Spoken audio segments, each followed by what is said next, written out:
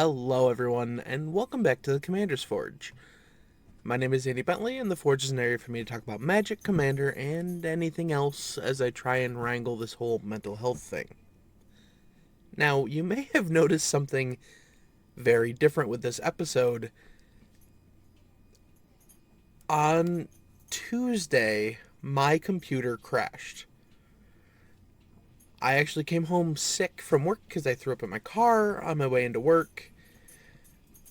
Came home, slept, and later on, around noonish when I woke up, decided, okay, I'm gonna log on to the computer, get some stuff done. Computer would not start. Kept blue screening, couldn't reset. My restore point was corrupted. Everything. So I had to go through, delete everything because it couldn't figure out what exactly was corrupted, wipe everything clean, and then reinstall Windows. So I'm starting from scratch. It's been interesting to say the least, and I don't have any of the audios that I had saved for the podcast saved anymore. I might have a backup of them on an old laptop, but I have to find said laptop, make sure it still works, get into it, and then download it onto like a flash drive and then move it over.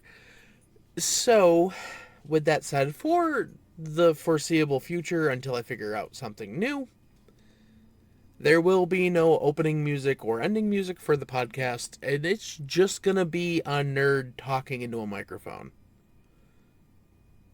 Which is mostly what it was to begin with. But yeah, I don't have the opening music, the closing music, the little Patreon pitch I did in the middle. So this is a new start, I guess. I don't know how much of a new start it is. It's just me scrambling to continue to put stuff out because I I need the outlet to not break down, if that makes any sense.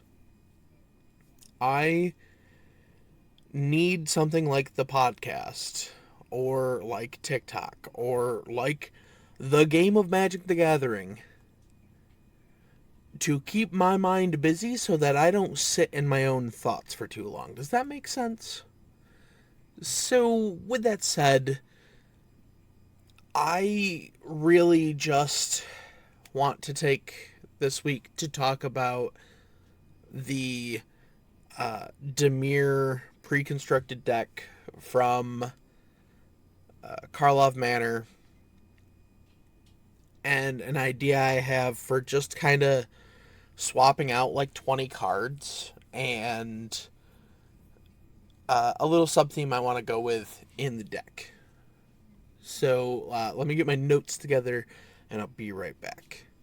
Alright, so looking at the deck, the commander of the deck, the face commander, is Mirko Obsessive Theorist.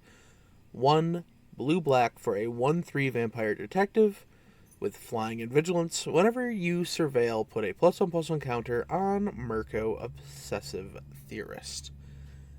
At the beginning of your end step, you may return target creature card with power less than Mirko's from your graveyard to the battlefield with a finality counter on it.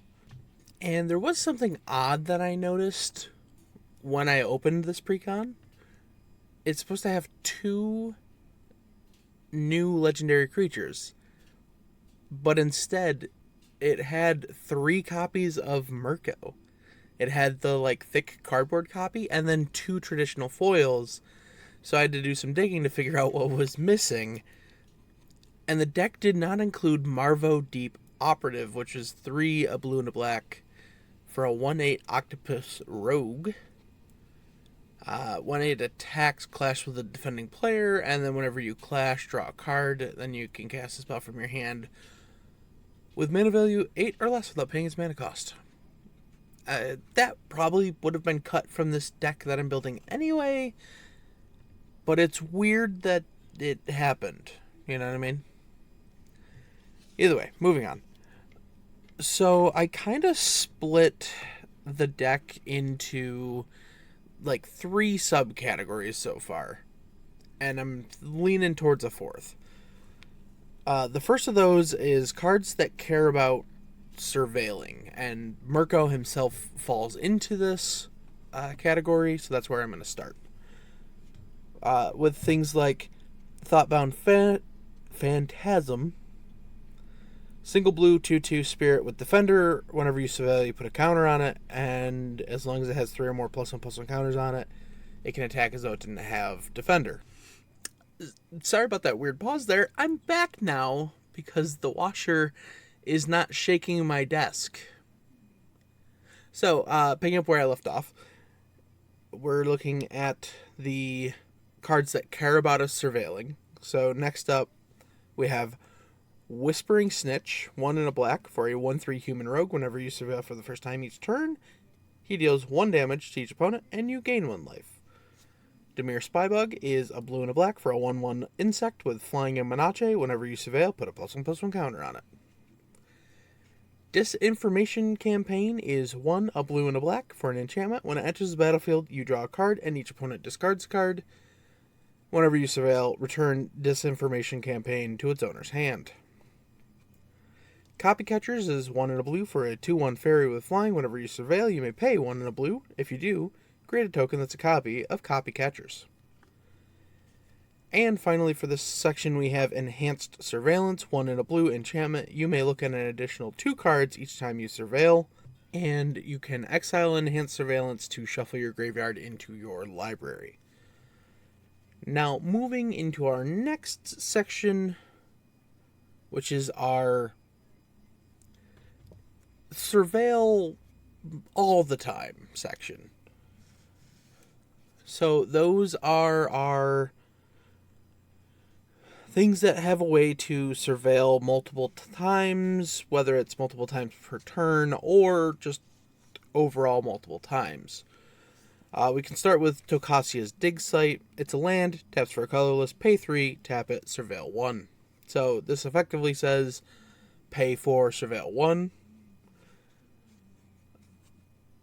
Next up, we have Case of the Shifting Visage, 1 blue for an enchantment, one of the cases. At the beginning of your upkeep, surveil 1.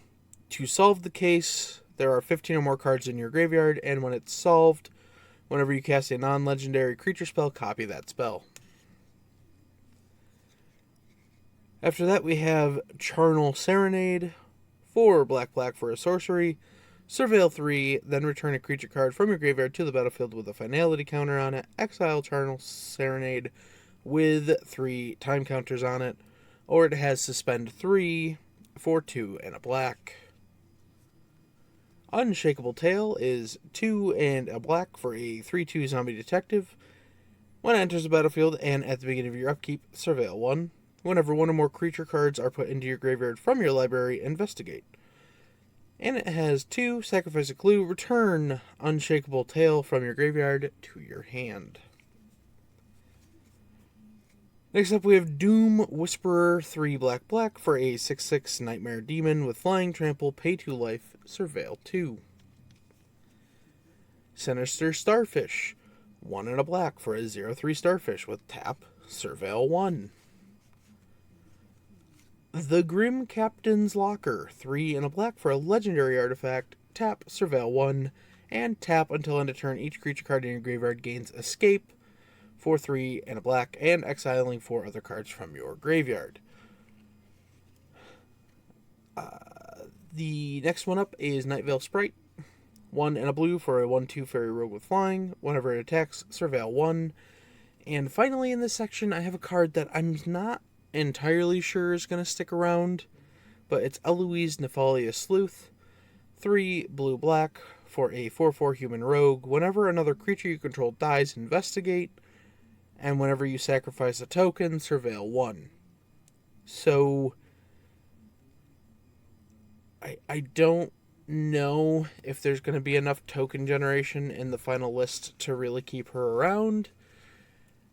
And a lot of the things that surveil are not on creatures. So she's really up in the air right now. But that does bring me to like the third of the sections here. And that's the one shot surveilling.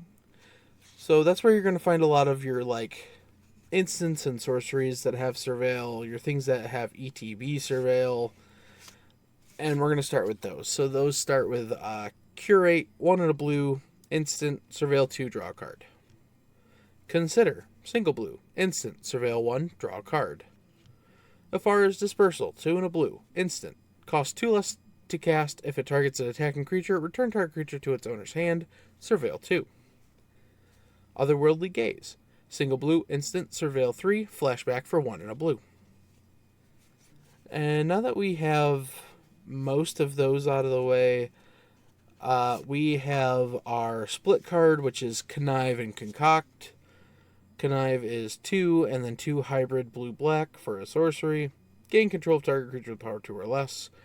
And Concoct is 3, a blue and a black for a sorcery. Surveil 3, then return a creature card from your graveyard to the battlefield. And then we get into our... when this thing enters Surveil 1, or any number, first up here we have Dream Eater, 4 blue for a 4/3 Nightmare Sphinx. With Flash Flying, when it enters the battlefield, Surveil 4. When you do, you may return target non-land permanent to an opponent controls to its owner's hand. Dogged Detective, 1 and a black for a 2/1 Human Rogue. When Dogged Detective enters the battlefield, Surveil 2. Whenever an opponent draws their second card each turn, you may return Dogged Detective from your graveyard to your hand. Master of Death is 1, a blue, and a black for a 3/1 Zombie Wizard. When it enters the battlefield, Surveil 2. At the beginning of your upkeep, if Master of Death is in your graveyard, you can pay a life. If you do, return it to your hand. Lazav the Multifarious is a blue and a black for a 1/3 Shapeshifter. When it enters the battlefield, Surveil 1, and you can pay X to have him become a copy of target creature card in your graveyard with mana value X, except its name is Lazav the Multifarious. It's legendary in addition to its other types, and it has this ability. Now, finally, I was looking through stuff, and... well, it works. It's the Golden Argosy. It's a 4-mana vehicle. It's a 3/6 when it is crewed. Whenever it attacks, exile each creature that crewed it this turn, return them to the battlefield tapped, under their owner's control at the beginning of the next end step, and crew 1. So these are what we're going to use to get back some of those creatures that like have a enter and surveil trigger. Now, let's talk about the last thing that I'm thinking about with this deck. So if we look back at Mirko, he has A, a way to put counters on himself, B, flying, and C, vigilance. And when my Neanderthal brain sees that, my next thought is, wow, he can hold a sword really well. So, it just so happens that one of the newer swords, Swords of Once and Future, also has a surveil trigger on it. So, I may be through a few swords in here. I'm not doing like the full cycle, but I think I am going to do Once and Future for, again, the surveil trigger, Hearth and Home, because that has flickering on it, and then we can hit the things that surveil when they enter again. Possibly one or two other ones. I kind of have to sit down and look at them. Like Sword of Truth and Justice puts counters on things and then proliferates, so that kind of goes with what Mirko's trying to do. I don't really think I need like War and Peace or Sinew and Steel or Light and Shadow. So we'll see where it shakes out. And it's not going to be like a major part of the deck. It's going to be like 4 to maybe 6 cards in the deck are going to be equipment. That's kind of it. I have the deck idea kind of rattling around in my head, and we'll see if by next week I decided to fully build it out or not. That's really all I had to talk about. I guess I could mention our Commander League is still going. We're currently in the 4th month of it, and we're doing a thing where every 4 games we have to swap up the commander. So I've been building 2 decks a time, so I could like play this one twice, then this one twice, then this one twice again, then this one twice again. And I finally got to the point where I had exhausted all the plays for the decks that I had, and I had to rebuild. But every time we have to rebuild, we also add 6 packs from a standard legal set. So I finally was going through my pool, and I ended up pulling the new Judith from the packs that I opened. So I swapped the Croxa that I had built into that, and I ended up changing out like 15 cards or something, and went on its merry way. On the other hand, I had a Rayav and a good chunk of equipment from March of the Machine and Phyrexia All Will Be One, and I opened a couple more in the Murders at Karlov Manor pack that I added. So I built that out, and like it ended up having like 10 or 12 equipment in it. But the main thing I want to talk about is I finally was going through my stuff, and I realized I had enough green cards to build a mono green commander deck out of my sealed pool. And I had options. In terms of mono green commanders, I have Finn the Fangbearer, which is 1 and a green for a 1/3 human warrior with Death Touch. Whenever a creature you control with Death Touch deals combat damage to a player, that player gets 2 poison counters. We had Goreclaw, Terror of Kalsisma, 3 and a green for a 4/3 bear. Creature spells you cast with power 4 or greater cost 2 less to cast. Whenever she attacks, each creature you control with power 4 or greater gets +1/+1 and trample till end of turn. We also had Vorinclex, 3 green for a 6/6 Phyrexian Praetor with trample and reach. When Vorinclex enters the battlefield, search your library for up to 2 forest cards, reveal them, put them into your hand, then shuffle. You can pay 6 green to exile Vorinclex, then return to the battlefield transformed. Under its owner's control, activate only as a sorcery. It becomes the Grand Evolution. Step 1. Mill 10 cards. Put up to 2 creature cards from among the milled cards onto the battlefield. 2. Distribute 7 +1/+1 counters among any number of target creatures you control. And 3. Until end of turn, creatures you control have 1. This creature fights target creature you don't control. Exile the Grand Evolution, then return it to the battlefield. And finally, we had Renata, Called to the Hunt. 2 green for a star 3 demigod. Renata's power is equal to your devotion to green. Each other creature you control enters the battlefield with an additional +1/+1 counter on it. I ended up building her as the commander. I do have several Death Touchers, and I do have several things that proliferate, so I figured this way Renata can make things bigger. If I do end up getting some poison counters on people, I just start proliferating things, and I might have a couple of toxic creatures in there too. So yeah, I just wanted to touch on that, and with that, I'm going to call this to a close. And I will see you next time. Bye bye.